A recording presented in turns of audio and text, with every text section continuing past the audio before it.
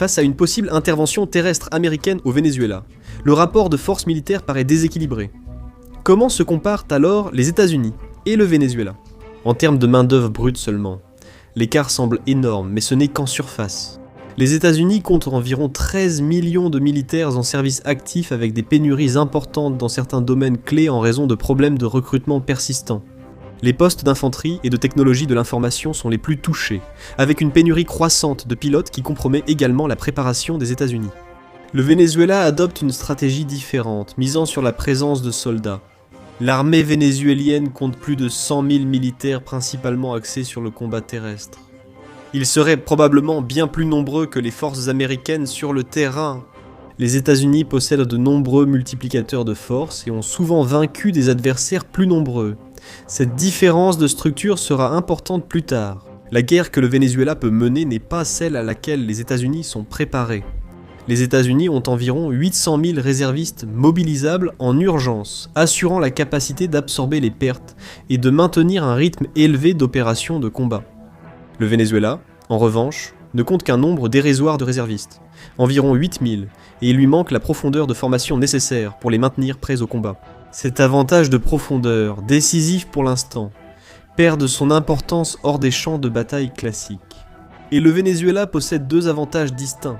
Le premier n'a rien à voir avec la force du Venezuela et tout à voir avec les limites de l'Amérique. Les États-Unis ne peuvent pas concentrer la majeure partie de leur puissance militaire en un seul lieu. Ses engagements sécuritaires l'empêchent de concentrer ses forces sur un seul conflit, sauf en cas extrême, alors qu'un conflit avec la Chine se profile. Les États-Unis n'enverront probablement qu'une force symbolique au Venezuela.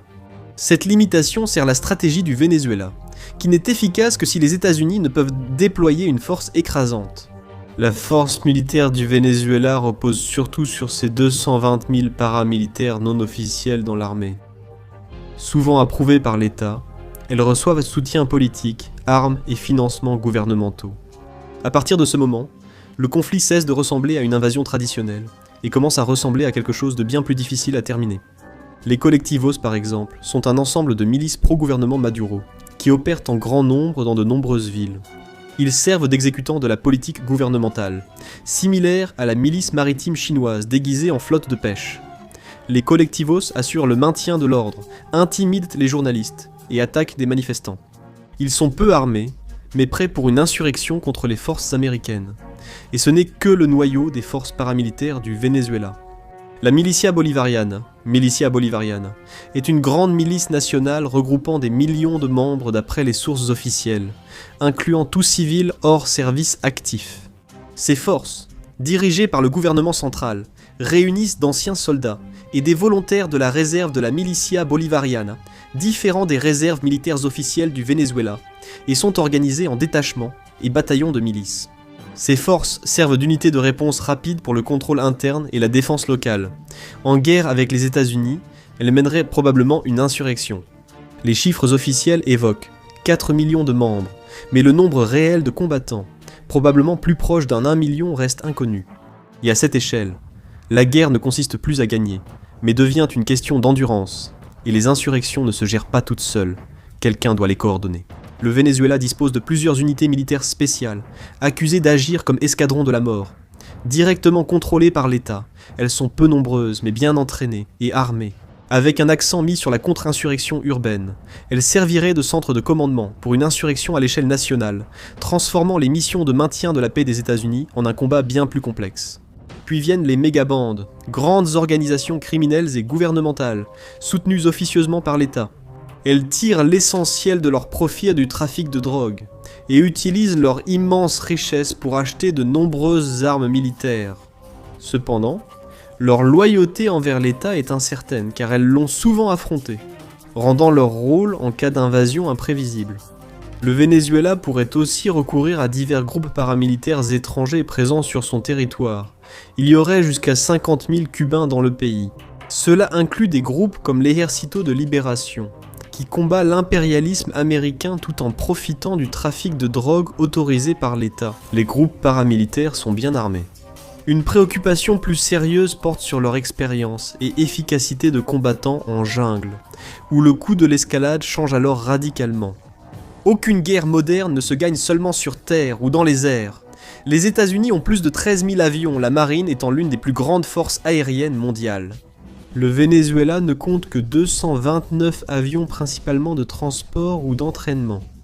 Les seuls avions de combat notables sont 3 F-16A et un F-16B dont l'état opérationnel reste inconnu. 24 Sukhoi Su-30 ont aussi été achetés à la Russie. Certains Sukhoi auraient été détruits par les États-Unis lors de l'opération Résolution Absolue, visant à capturer Nicolás Maduro. Des sources internes disent que la force aérienne vénézuélienne n'est pratiquement pas préparée. Les États-Unis disposent d'environ 4600 chars contre 172 pour le Venezuela, composés en grande partie de T-72 et d'AMX-30 français. La préparation générale est incertaine, mais en ville ou jungle, même de vieux blindés restent menaçants pour les forces américaines, s'ils sont utilisés en nombre et avec discipline. Les États-Unis possèdent environ 392 000 véhicules blindés contre 8 800 pour le Venezuela.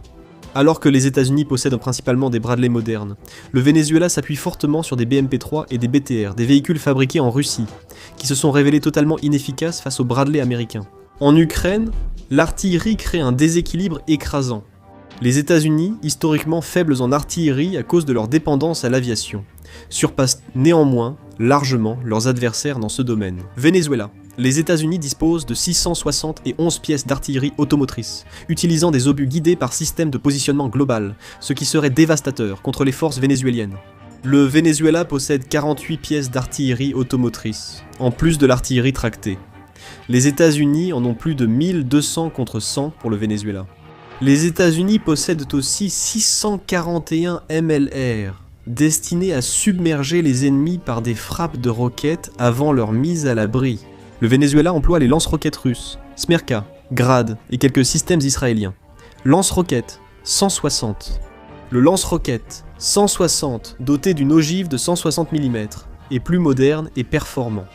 La flotte du Venezuela, avec 34 navires, ferait face aux 440 bâtiments de la marine américaine, dont 11 super porte-avions et 9 porte-aéronefs d'assaut amphibie. Alors que le Venezuela ne dispose d'aucune capacité aéronavale, les États-Unis possèdent 70 sous-marins nucléaires, tandis que le Venezuela n'en a qu'un seul, un type 209 d'origine allemande, actuellement en révision et hors service. La marine américaine compte 81 destroyers, tandis que la flotte vénézuélienne ne dispose que d'une frégate de classe Lupo d'origine italienne à l'état opérationnel incertain. Que signifient vraiment ces chiffres ? L'avantage militaire va aux États-Unis, mais la victoire serait difficile et le combat terrestre plus complexe. Toute intervention au Venezuela risquerait de devenir un conflit long et coûteux. Comment en est-on arrivé là ? Découvrez ce qui a vraiment mal tourné au Venezuela, ou cliquez sur cette vidéo.